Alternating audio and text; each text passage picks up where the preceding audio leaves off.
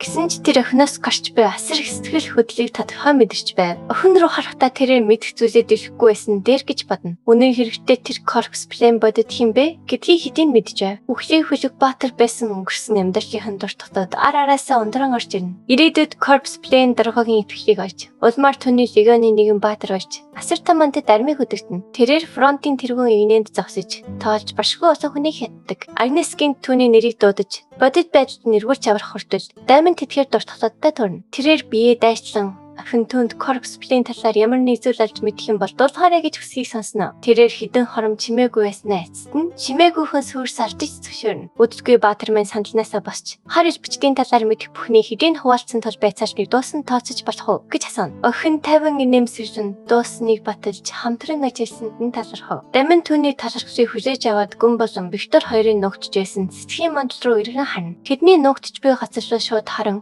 байцаар дуусныг мэдэгдэнэ. Тэгээд тэр эцэст нь үндсэн хуваалтаа эргэн орж чадах уу гэж асуув. Цаашид нуугдах шалтгаангүй ойлгосон гүн бүтнээс гарч 90 хувцсныхаа тоосыг арчих ба Виктор ард нь инээн сэвчин дагна. Гүн түүний дэрэгдээ байх шалтгаан цаашид байхгүй зөвшөөрнө. Залуу маань явахаар бэлтгэхэд гүн түүнд сайн явахыг хүсч замдаа боломжтой байхыг сануулна. Дараа нь зургаж хийсний эзэмшил рүү шилжинэ. Дамины эгч Луис гадаа зогсож байхад абил төхөж ирээд түүнийг дахин гадаа хүлээж байгаа мó гэж асуув. Тэрээр түүний рүү эргэж яагаад тэнд байгааг нь гайхна. Абил хөнгөн нинээж түүнийг гин талах госныг анзаараад санаан зовж ирснээ тайлбарсна. Тэрээр шалсан аялтайгаар гадаа зогслоо гэд Даминыг илүү хортон гэрнэ гэж нь үнэхээр бодоо юу гэж асуув. Тэрээр түнд дотовш орч тавтай хүл яхийг зөвлөнө. Эгч нь зөвлөн инээмсэврээд зүгээрээ дараа орно гэж хэлнэ. Абил санаа алдан үнэхээр тийм их санаан зовж байгаа юм уу гэж асуув. Луис шууд тийм ээ хэмээн зөвшөөрнө. Тэрээр Даминыг гүнгийн эзэмшил рүү ганцаараа аясан зөөлөн сэтгэлтэй залуу хэмээн тодорхойлно. Залуу үнийг сонсохдоо Дамины тогшин мөчүүдийн дуртгалаад толгойд нь бууж тэр тодорхойлолт нь үнэхээр эргэлзэж эхэлнэ. Мархахын оронд тэрээр хичээгээ дүүгийнхээ сайхан эрхэн нэрхийн төлөө залрах үед зүгээр л тэрэгтэн зогсно. Яг тэр мөчид охины нүдгэн томрон Астас Баатрыг олж хараад хөдөлгөөнгүй болсон. Түүнийг тодорхой хармагц дулаахан нэнэн цэвэрсэн нүрэнд нь тодорч нүрэн сасгараач эхэлнэ. Дараагийн зурагчж гол дүрийн эцэг их хоёр гадаа зогсон. Энэхүү асар том бэхийн угаас хоёр гайхан ширтэж байхыг би харна. Аав нь харж байгаа зүйлдээ бараг итгэж чадахгүй.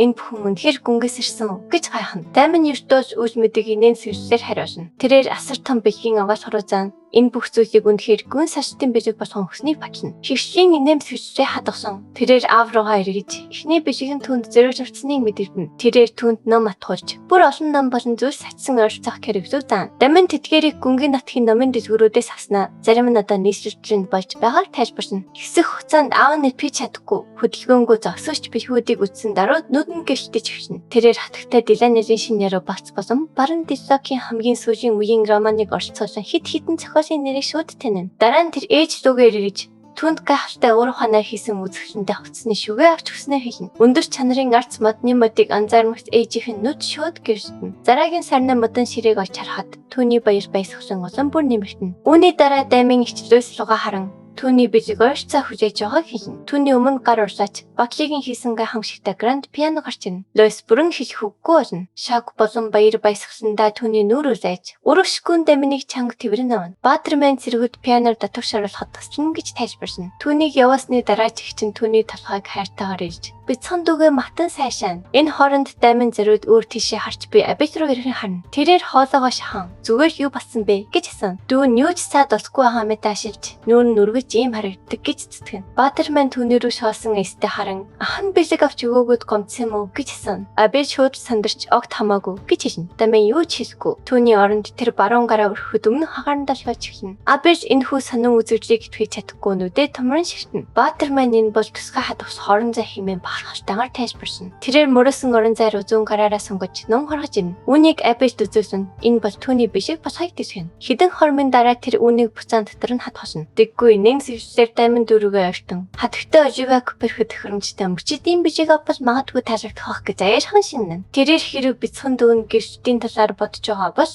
ахан туслахын жамсны зүйл хэмээн дагсан. Сандарсан Абил гараа савчин Юу яриад байгааг нь мэдхийг шаардна. Тамин инээж дүүн хатагтай оливэд үнэхээр дургүй юм уу гэж хэлсэн. Абис ээрч муурна. Тэр түүний үгийг үгүйсэхийг хичээсэн ч эцэст нь тосгоогоо гудайлах. Тэрээр чимээгүй дуугаар хатагтай оливэ өрийг нь хэн болохыг ч мэдэхгүй гэж хүлээн зөвшөөрнө. Үүнийг сонссон Баатар төр бод хийхсний хэдийн нэг төзөөлгөө байгаа гэж хэлв. Копер хэдийн гэр бүл анхныхоо төрсөн өдрөөр маршрутын тэмцээн зохион байгуулах гэж байгааг гүнгийн эзэмшилт байхдаа сонссон гэж тэр тайлбарлав. Түүний хэлснээр Абель тэр тэмцээнд орцох бөгөөд энэ нь оливэтай уулзах төгс боломж болохаж дүүн гайхаж орхисноо маршрутын тэмцээн бол Хүлэг Баатрууд болон Сэмбчдэд зориулагдсан гэдгийг санаалав. Даман зүгээр толгой төгсөн дүүхийн толгой бүр зэргүйж орхив. Абель өөрөө толбдож чадахгүй гэдгийг сануулсан ч Баатар эрийнхий хорогоо өөрөөр дүгээ заан мшиж Абелийн орон тож парт төлөвлөж байгаагаа дэжв. Хэдэн өдрийн дараа үйл явдал Ривер Кросс хэмээх жижиг хотод ширжин. Нэгэн пабад нэгэн Хүлэг Баатар Кобертийн гэр бүл маршрутын тэмцээн заханд байгаа байгаа тухай мэдээг дэжв. Өөрний Хүлэг Баатар энэ цоо яриаг багч шагналын нэлээд том гэж сонссноо хийж. Гэвч Хүлэг Баатар өөрний мэдээ санаж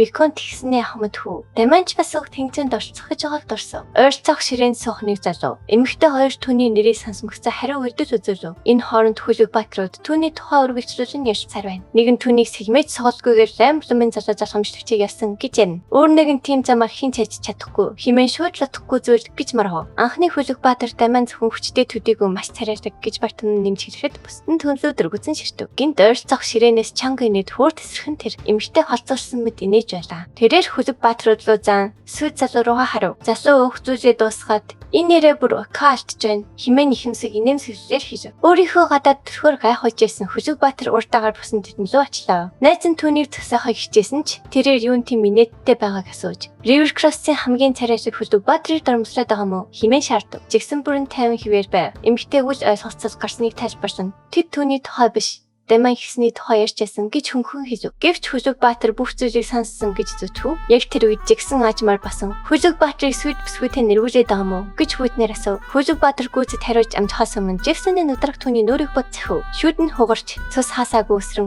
Хүлэг Баатар хашаа өсрөн өнөв. Шаргал ус залуу сүйд бүсгүйрөө зөөрчлөн харсан нэрсийг дарамжлав. Үүнийг сонссон залуус сэрмээс огсон талаанд бэлтгэв. Жексон зүгээр сэтгэл дундор янсгааснаа тэнэгүүд хинтээ ороод салтж байгаагаа ч мэдэхгүй юм гэж хэлв. Хоёр Хүлэг Баатар түнзүү дайрав. Шаргал ус залуу таймнаар сэрмээс огсон тулаан ившин. Энэхүү өмнө самууны туршид эмхтэй бараж уйтахтай 50 царайтай сусаад байв. Хажууханд нь цус цалгсан ч тэр зүгээр санааж байв. Хэдэн хорон өнгөрөхөд нэг Хүлэг Баатар задууж цустайгаа хожилдон үлдсэн бөгөөд Жексон өөр нэгнийх нь чиглэж тасхав. Ялагдсан залуу дээр очиж Жексон явган сууснаа. Өөр дүгээ заана. Хүлэг Баатар өөрийг нь одоо хүчил танихгүй байгаа мó гэж хэлв. Шархацсан Хүлэг Баатар өвдөлтөд Ёсон түүнийг хэн болохыг мэдхийг шаардав. Жексоны инээмсэглэл агшин зөөр алга болов. Бухимдсан тэрээр залууг дахин зөхөж бүр их цосорсгов. Босч зогсон Сафайг дуудан эврээ тэнэгүүд Даманыг огөр алгагч Жексон Катерас илүү алдартай гэж бодож байгаад гомдлоо. Софи араас нь тэрэн залуу сэрдийн мэдгүй мохог байн химэн яшгүй инээмсэглэлээр тайшруулв. Тэгээд ухан алдсан Хүлэг Баатруудын нэгийг ууртайгаар өшөөлөв. Гэвч дотроо түүний царай өөрчлөгдөн. Нэгэн цагт юу ч биш гэж боддог байсан Даман шиг нэгэн хэрхэн энэ богино хугацаанд алдартай болсныг тэр ойлгохгүй байв. Түүний царай бодолд нь орж ирэхэд зүрхэнд нь нассан хатан хорон санааны занж бадарна. Энэ эмэгтэй бол өөр хинч биш. Даманы хоочин сүд бүсгүй Сафараас л байлаа. Дараа нь үйл явж ихсний Виконтын эзэмшилт иргэнэн. Бүх гэр бүлээрээ хас хоны өмнө зогсон гол дүрийн залууд баяртай гэж хэлэхээр хүлээж байв. Ээж нь хүүгээ дөнгөж ирээд буцаад явж байгаадгүй нэг тагаа хэлв. Луиз хоёр ахыгаа дуудан аян цандаа аюулгүй явахыг хичээнгүлэн хүсв. Баатар залуу дулаахан инээмсэглэлээр хариулж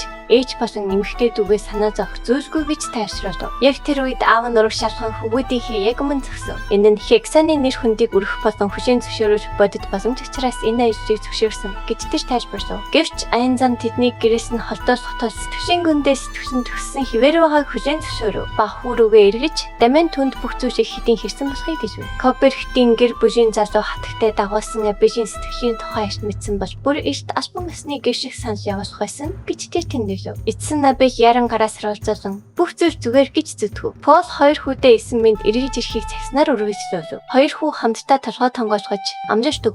Тэгтэл аавынхын царай ноцтой болов. Тэрээр Абель руу ширтэж өмнө нь ярьсан зүйлээ мартаж болохгүйг санаалав. Хөөн шууд төгшөөж Даман руу гайхан харж нүдний шилээ засан 50 байдлаас ахив. Тэр аажуухан зөвшөөрөв. Пол тэдний нурууг алхтан тэрэглүү залж сайн явахыг хүсв. Хэдэн хормын дараа манай залуу тэрэгний хаалгаар хагас цохын гэр бүлийн хүндээ баяртай гэж дасв. Тэрийг алсад аажмаар алга болох үед тэд дасасаар үлдэнэ. хэлсэн. Аян зам олон өдөр үргэлжлээ. Тэрэг асар том талбай, хөндөй, бартаа замаар явсаар эцэст нь гүн Копперхитийн нутууд эсрэг тойртов. Тэрэгний дотор Баатар залуу Виктортай зэрэгцэн сууж, Абиш гартаа ном барин тэдний эсрэг талын суудлын дээр сууж байв. Виктор хоёр залуу эзэн зүгээ ажиглан харсаар байв. Тэдний хинэнч нэг ч үг хэлгүй хэдэн цаг өнгөрчээ. Тэр яагаад хоёулаа юм чимээгүй байгааг ойлгож чадахгүй. Энэ чимээгүй байдлыг дахин хэр дөгөө тичих ёстой гайхаж байв. Баатар залуу хүртэл тоххой санагдана. Дүүтэйгээ хоёр санаа айлж байгаа анхны удаа бөгөөд яриагаа хэрхэн нэвтрүүлэхээ мэдэхгүй байгааг тэр ойлгожээ. Эцэст нь Виктор чимээгүй байдлыг өөрөө эвтгэхэр шийдэж, Абиш хатагтай Оливаг гişгэн сонирхож ирснийг асуув. Абижийн нүүр агшин зөөр улайж, яагаад тийм зүйл асууж байгааг лавсав. Виктор инээдээ барах гэж хичээн. Аян зам урт тол хин нэгэн яриа эхлүүлэх хэрэгтэй байсан гэж тайлбарлав. Дүүгийнхээ хариу үйлдэлийг харсан Дамиан энэ бүхэн сонирхолтой санагдана. Өнгөрсөн янзраалтай ч гэсэн Оливад өсөн түүний сэтгэл хэрхэн ихэрснийг хизээч мэдээгүйгээ тэр ухаарав. Одоо тэр ч гэсэн сонирхож эхлэв. Аян замд өөр хийх зүйл ихгүй тул кэрээр тоглон сууж, дүүгээ төхөө ярихыг зоригжуулав. Ялагдлаа хүлээн зөвшөөрсөн Абиш гүнзгий амьсгаа аваад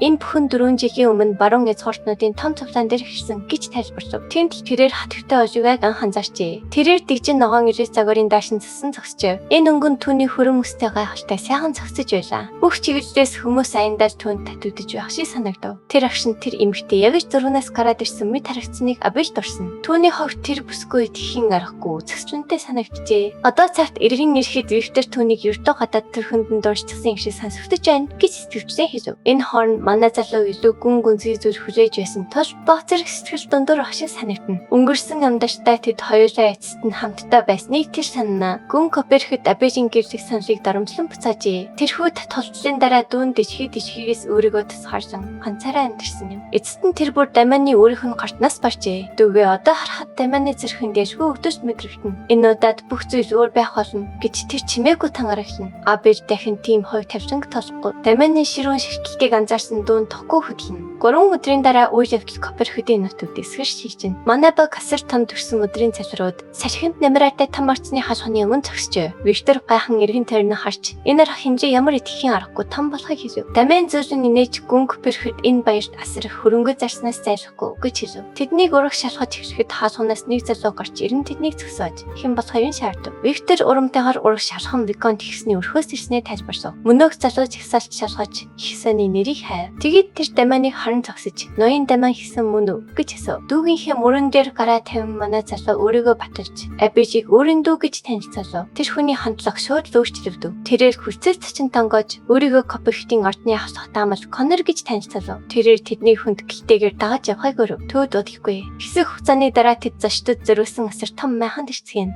Доторн Коннор тэдэнд тусгаарлан бичсэн өрөөнүүдийг тайлбарлаж өгнө. Виктор өөрөө хэр том байгаад сэтгэл нь хөдлийн эргэн тойрноо сонирхно. Зарц залуу хэрэгтэй зүйл байвал дуудаарэ гэж сойртой физик мэрэгжлийн өндөр түвшин чимээгүй хүн гарч чадна. Абиж эргэн тойрноо харснаа байрлах газар нь үнэхээр гайхалтай юм гэж хэлнэ. Тэрээр гүнд Копперхитийг үнэхээр зочдомтгой хүн байна гэж бодно. Гэрч манай залуу гүнд Копперхитийг тэс өрөөр сандаг байлаа. Түүний туршлагаас харваж гүнд хизээч тийм өхөөж зантай байгаагүй юм. Тэр дотроо гүнжийг зүгээр л өөрийнх нь шинээр часан нэр хөндийг ашиг гэж байна хэмээн хартна. Тэр хүшгийг буу татаад бусадтай амар хооронд нь гадуурныг эргээд хий гэж хэлнэ. Гэтэл хан гинт ногцтой царайшин түүнийг зогсоож хамт явна гэж зүтгэн. Гайхсан Баатар маань яагаад гэж сан. Абиш эцэвтэй амлалт төгсөн болохоор түүнийг ганцаараа сэлгүүцгийг зөвшөөрч чадахгүй гэж тайлбарлана. Аав Дамианыг хэрэг мандах гэдэг хэрэггүй шүү гэж хэлсэн ээж. Манай залуу инээгээд хасаа намайг үнэхээр тийм шашахгүй хүүхэд гэж бодоо юу гэж асууна. Тэгээд тэр майхнаас гадаг шалхан гарна. Тэр эргэх хөшөндөө Софитэй санамсаргүй мөргөж чинь. Охин тэнцвэрээ алдан газар унана. Алсаас жагсан өхнийг дуудан шууд тийшээгүй нэрнэ. Тэр Дамиан дээр эренгүүдээ замдан авч өөрт чинь юу байгаа харахгүй байна уу? Химээ нууртай хашигчин. Гэвч түүний царайг сайтар харснаа өөр нь аажмаар намжиж хэн болохыг нь ухаарна. Манай залуу харин түүнийг зүгээр л гайхан харна. София хүч дээрээ басан хуцаас хэсэрнэ. Тэр таагүй санагдаж яагаад заавал энэ өдөр энэ газар Дамиантай тарах ёстой гэж дотроо гайхана. Бие барь чадсан хэн сандрангуй нэмсвшин уулзсгүй өдөжээ гэж мэдчихнэ. Үүнийг сонссон ах нь бага зэрэг айхшин. Чи түүнийг таних юм уу гэж асууна. Энэ нь тэдний хэсэг зөөр хөдөлгөөнгүй болгоно. Охин яагаад өмнө нь тэдэнтэй хизээч уулзж байгаагүй юм шиг аашиж байгаад бухимдана. Баатар юу ч хэлэхгүй жагсны бугуунаас барьж зан сунгарыг нь 50 гихчин тавиулна. Яг энэ үед Абиш Виктор хоёр майхнаас гарч ирэн юу болоод байгааг асууна. Тэр Софийг шууд таних бөгөөд энэ нь Дамианыг гашруулж Чи түүнийг танд юм уу гэж асан. Ахан сонссон зүйлдээ итгэж чадахгүй байлаа. Тэр Баатарт Софи урд нь түүний сүйд бүсгүйснийг сануулна. Охины царай эцсэндээ болон бухимдсандаа улайж хурдхан шиг харц буруулна. Манай залуу ямар ч шинжүүгээр түүнийг харах боловч царайг нь хармагц олон дурсан сэргэн. Софигийн нэрийг хөрөнгө барж дуудан тэдний зөксөхөйгөө жахад хамгаалагчид түүнийг хөөж харгасан тэрнийг буруутай шинийг тэр санана. София хуучин сүйд залуу гэж ярьжсэн хүн нь Жаксон мөн болохыг бакин. Манай залуу яаж сүйгээ ингэж амархан цэцэж чадж байна? Химээ итгэж яднасан. София Жаксны гараас хөвчлсөн хിവэр хүүтнээр хариулж тэрний сүү бол ердөө өвөө нарийнх нь амарчтайсан бөгөөд одоо ямар ч утгагүй гэж тайлбарсан. Тэр өөрийгөө Софираас ил гэж танилцуулаад түүнийг өөрт нь хизээж тэнцэхгүй жижиг тайжин хэрэггүй хүү химээ үгээр дарамжлна. Тэр өкс түүнийг бүрэн сөрүүлсэн юм. Жаксон түүнийг дээрээс доош харан Софи хүнд твиж байгаа талдаа л өшөөж байна. Эс бөгөөс байх ёстой барийг чинь сануулах байлаа гэж хижээд хоёр хамтдаа явсан модно. Тэгтүж Баатар гин дурагч Тэмүрлийн шар өстэй залууг цохихыг ташин. Хариуд нь Жаксон хатуу сөрөв давталгаа хийж түүнийг унтсан цохино. Энэ үед ч Дамин Софиг нүдэрээ хайх болооч чихэн гараа зөрүүлэн чимээгүй зөксөж огт хөдөлгүй байлаа. Дурсан ч зам хорч одоо цагт тэрээр хийсэн хэрэгт нь уурсан хിവэр тэднийг чимээгүй ажиглана. Алдсан нэр хөндөө эргүүлэн авахын тулд өхөн инээж тэр өдрөөс эцэндээ болоод сандахгүй байгаа юм шиг жүжигч байна гэж хэлнэ. Дамин юу яриад байгааг нь сайн ойлгохгүй хөмсгөө баг зэрэг гिचсэн. Охин түүнийг тухайн үеийн шигээ өрөвдөлтэй хിവэрэ байна гэж үргэлжлүүлэн дарамжлана. Жаксон ч мөн чангаар инээж манай залууг өнгөрсөн харилцаагаа мартаад одоо их гарбач жүжиг гэж байна. Химэн даачгнана. Дараа нь тэр залуу дахин уулзсандаа баяртай байна гэж хэлээд гар барихаар санал болгоно. Дамин гарыг нь хэсэг зөөр ажигснаа савхан инээмсгэж гар барина. Жаксны царай бартан болох боловч дараагийн гişинд биеийн гинт анхаарт өрөвдөө хуучин хүүхдээ шиг газар ширэгдэнэ. Манай залуу арай жоохон гэж хүч хэрэгжих шиг боллоо гэж түүнийг явуулна. Тэр дотроо тэрмөө тэнийгт өөрийг нь задах шалтгаан гаргаж өгсөнд нь баярж байлаа. Анханасаа эсрэг цохигдсан ч тэр залуу бүсэн ирж сэлмээ соглоо. Баатар сэтгэл хөдлөлөө барьж чадахгүй ихэж цус гаргасан нэрэгдэн шүү гэж зарлана. Асуудал улам хүндрэхээс өмнө нэгэн хүн Жаксныг дуудан зогсохыг сануулна. Шар өстэй залуу шууд хөдөлгөөнгүй болж дуу гарсан зүг өрийн тэр хүнийг өөрийн бош шалхыг танина. Тэр хүн Дайман шиг хэрэггүй хүү богино хугацаанд ийм хүчтэй болсонд гайхаж байгаагаа хүлээн зөвшөөрнө. Манай залуу тайван байж урд хүнийх нь хүч баггүй гэдгийг мэдэрсэн тул намайг таних юм уу гэж асуув. Тэр хүн түүний урд зогсно. Чамайг их сайн танина гэдгээ батлана. Тэгээд тэр Жаксанд хандан жүжиг чинь дууссан бол яв гэж тушаана. Шар өстэй залуу ууртаагаар эсэргүүцэх боловч тэр хүнээ ганцхан харц түүний бүрэн чимээгүй болгоно. Аргагүй эрхэнд дагаж өшөө агаалтын тухай батлсаар цааш шалгуулна. Тэднийг явахад Баатар тохорхон үнэхээр ингэсгээд яваад тохих гэж байгаа юм уу гэж араас нь дуудана. Тэр хүн зогсон. Яжимгүй ирж хараад өөрийгөө Жак Нор гэж танилцуулна. Яхасаа өмнө энэ нэрийг санахыг Дайман сануулна. Үүнийг сонсоод манай залуугийн царайнд яжимгүй инээмсэж тодорч одоо асууж сонирхолтой болж байна гэж бодно. Түүний дараа хооронд Жаксон уртаагаар майхан зуу дайран орж яагаад намайг зөксөөсөн юм? Би тэр залууг өөрөө шийдэж чадах байсан гэж хардна. Түүнийг үгээд дуусгахаас өмнө багш нь гинт хоолойноос нь замдан авч илүү төтөш шүүгийн анхаарч татахгүй байгааг санааснаа сануулна. Жак түүнийг газар шүү шидэж анхаар дутагдсан юм садхийг нь харж байгаад хэрв би оролцоогүй байсан бол Дамин чамайг зовхочгүй алхасан гэж тайлбарсан. Шар өстэй залуу итгэхийг хүсэхгүй байсан ч багш нь түүнд чиний харсан хүү. Чиний төвснээс хавгүй изүү хараад явцсан гэж хэлнэ. Тэр түүнд дахин түүнийг өдөхгүй байхыг сануулна. Багш нь тэдний эндхийн ганц зорилго бол маршчин тэмцээн бөгөөд бүх анхаарлаа үүнд хандуулах хэрэгтэй гэж зарсна. Жаксон сүдэ байж яагаад оживатай харилцаа тогтоохыг зориуд байгааг асуухад багш нь зүгээр түүний амьсгаг хаана. Тэр түүнд байр суурийг нь сануулж, хувийн асуудлаар өөрийнх нь тушаалыг эргэлзэхгүй байхыг сануулна. Эцэст нь Жак тэмцээн ялах болон оживатай холбоо тогтоох нь өөрийнх нь зорилгод нэн чухал гэж тайлбарсан. Тэр зорилго нь юу болохыг асуухад тэр гарц руу эргэж мөрөө инээн сүлжээр миний хүсэл болт мастер цолонд хүрэх явдал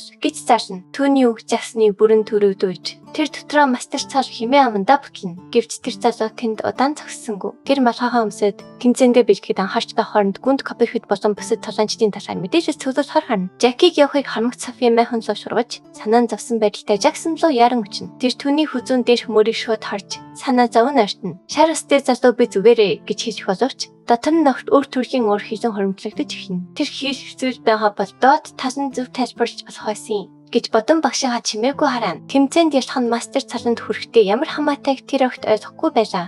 Бухимдсан тэр дунд төвшний цалыг дамгацаа Дайманыг өөрийн биеэр дуусгах гэж тангарахна. Яг энэ үед тэмцээний тал байд хүмүүс харины гадна цуглж манай залуугийн талаар шивэр авирхийн цоо яриад игдэн. Энэ хооронд тэрээр олны дундуур 50 инээнсэрлэн алхаж бүх анхаарал огт сандрахгүй байлаа. Виктор одоо олон хүн чамаар таньж байна гэж чимээгүй сануулхад тэр асар их баяртай байгаа нь иш том инээмсэглэн. Өдөргүй арена даяар бөмбөрийн нүргийн цооротож гүнд Честер Копперфид гарч 90 охиныхоо төрсөн өдөрт зориулсан зохион байгуулж буй Том тэмцээндээ зарч ирсэн бүх хүмүүст баярснаа хэлнэ. Гэвч багтун үнийг бараг сонсохгүй байлаа. Түүний харц оживэ дээр тогтож бүсэд бүх зүйл цамхран алгуулна. Гүнд тэмцээний аврах болохчийн аспар нэр бүс нөтрөгдөө ярьж сураатаж гайхалтай шагналууд хүлээж байгааг хэлнэ. Тэд ялагчдыг хүлээж байна. Тэмцээн 2 өдөр үргэлжлэх бөгөөд багийн тулаан болон ганцаарчилсан тоглолт гэж хуваагдана. Мөн тэрээр эмчилгээний шатнууд бэлэн байдлаа дурдаад хүн бүрийг юугаач нөөсгөө хамаг хүчээрээ өрсөлдөхийн өрөөсөв. Эхний тоглолтууд 2 цагийн дараа эхэлнэ. Гэвч зарсны дараа цугласан олон шоугилтэж эхэллээ. Тэмцээн эцэст нь эхлэхдээ маний сэтгвч нь маш их хөдлөв. Багийнхнаасаа хэсэг салан тустаа гараад тэрээр тэмцээний талбай руу чиглэлээ. Энэ хооронд гүнг бэхэр давхинлууга харснаа энэ бүх зүйл түүний төлөө хийж жоход ядаж баяртай байгаа мэт харагдаж байна доо гэж хэлв. Оливия хүднэр хариулж өөрөө хизээ ч энэ зүйл хүсээгүй гэдгийг тодорхой ойлгуулв. Түүний нүдээр бол энэ тэмцээн ерөөсөөр аавынхан зэрэг дэвэн гайхуулах хэрэгсэл байсан бөгөөд түүнд автхан ч хамаагүй байлаа. Гүн өхнийхөө шөмжлөлийг үл хэрэгсэн тоглолтод эхэлж үзэгчид улаараад ирэхээр ойлгохоос нь гэж зэтгүүлнэ. Эхний тэмцээн нь багийн агнах мангасан аринуур байх болно гэж зарлав. Үзэгчид дэмждэг өрсөлдөгчтэй зориулсан чангаар хашгирч байхад дамиангараа халаасандаа хийгээд тарин зогсож байв. Жигсэн өөрийгөө баатартайны бүлэгт байгааг анзаарч түн зүү арсаас хорсолтой хор шигтэн. Дээд талд нь түүний сүт бүсгүй түүнийг маш идэвхтэй дэмжиж ашигна. Тэр залуу маш их биштэй байж мангасан аринуур болж өөрт нь яг тохирно гэж гайхуулах бөгөөд ая бүхэлд нь өөрийн хувийн тайзмад аашлан сафаров дүрсгүй зангав. Оролцогчид хаалганы өмнө дараалан зогслоо. Гинт толгой дээр нь аврах том сүүдэр тасав. Хаалга дэвшгэхэд 2 агаар дотроо арин руу дайран орж ирэв. Энэ нь хүн бүрийг сандрахад хүргэлээ. Нэрээцэр бүүдийг эмх цэгцэд оруулахаар таран зогтохыг оршин чарсан ч Трой түүнийг агшин зөөр буулган авав. Түүний цус аринуу даяар өсөрч ганц тасал цус тамины хацар дээр өнөв. Манай залуу цусыг аажмаар арчиж гүн копер хөдрөө дээш харахтаа нүүрэн таашаалсан сонин төрх хоромхон зур тодорчлоо. Гүн үнэхээр ийм аюул самунаас таашаалаадгийг ойлгох бөгөөд Тройсуудын төвтлөгөө маш сүртэй байснаас хэрэгцээ шууд амиа ардаж айн шиг үзүүч үзэгчдийг цочроо. Хүмүүс айсандаа охорч орд игнэн сууж исэн нэгэн хөвтөрч цорвчтан эмэгтэй рүү цус өсөрч 90-50-наа чарлуулав. Бусд нь харж байгаа зүйлээ ойлгож чадна. Тэр амтд үнэхээр Тройсууд мөн үү? Тэр рейцер үнэхээр өвчхүү гэж асууна. Оливия хүртэл шоконд оржээ. Тэр дойх үзэгдлийг ширтгэхдээ амнаас нь барина. Түүний дэргэд гүнг бэрхэд рейцер тийм амархан өсөнд урам нь хуурч дургүйцэн hirээ тавслаа. Түүний охин үүнийг сонсоод энгийн нэг тэмцээний тоглолттой хэстэй байх. Ягаад Тройсуудыг сулсныг шаардсан асуув. Гүн таймнаар жинхэнэ аварах тодорч чадхын тулд сул дорой оролцогчдыг шигших хэрэгтэй гэж тайлбарлав. Оливия эсэргүүцсэн боловч өргөж төсийн ярахаас өмнө Эндрю Грэдинийг дэмжсэн цорой арена даяар хадаж үзэгчдийн анхаарал өөртөө шилжив. Гүн нүдэрээ харж үзэгчд үргэлж сэтгэл хөдлөлийг хүсдэг гэж хэлв. Харагдах үзэгч хэдий ч нэ ширүүн байна. Тэд тодыг чинээ ташаал авдаг. Аренагийн доор жигсэн Тройсуудын нэг рүү дайрав. Түүний хамар хүрээнээс доогоор болцож хөлрүүн цэвэрхэн цацны дараа үзэгчдэд зориулж баатарлаг зан төрх үзүүлв. Тройс өгцөндөө архирах боловч түүний шарах бараг агшин зөөрт нөхөн сэргэж эхэлнэ. Энэ амтны нөхөн сэргээшнүүдийн дүү хүчтэй жирийн давталгаа төсөөлөхгүйг ойлгоход жигсний царай чангарсаа. Үүж явж улам эрчинжиж эвсэгтэй мөч орчиж байна. Дараагийн хэсэгт бүх зүйл эргэж хийнэ. Дараагийн хэсгийг бусдаас төрүүлж хамгийн ихэнд үзэхийг хүсвэл дэвшигсэн дэх төрийн банкны данслуу 5,000 төгрөгийн хандив хийгээрэй. Тэгвэл дараагийн хэсгийг тань нин дараа гаргаж өгье. Таашигдсан бол лайк дарж, сувгч маань заавал бүртгүүлээрэй.